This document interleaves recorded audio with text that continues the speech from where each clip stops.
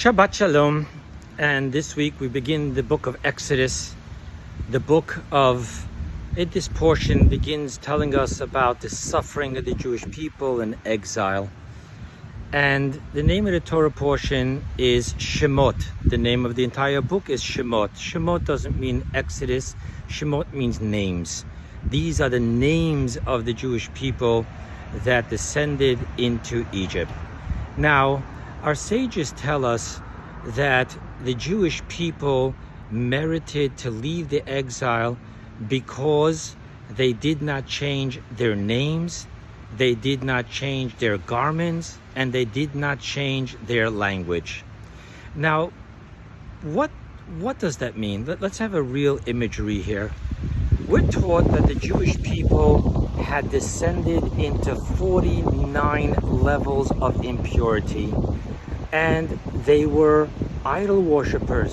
The angels at the splitting of the sea said, these are idol worshippers and these are idol worshippers, referring to the Jewish people. So what exactly does that mean? That they did not change their name, they did not change their garments, they did not change their language.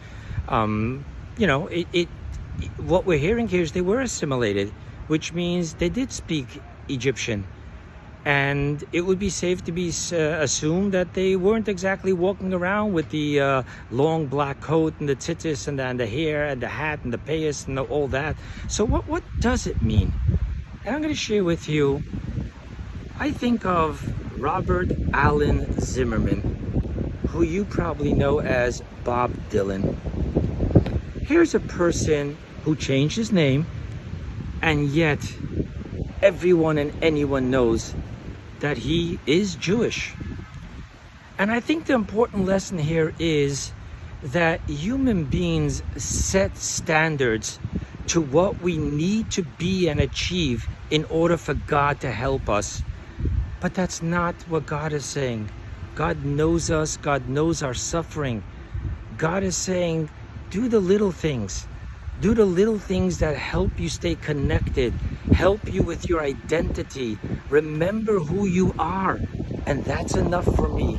That's enough of a grip for me to then take you out of your exile. Shabbat Shalom.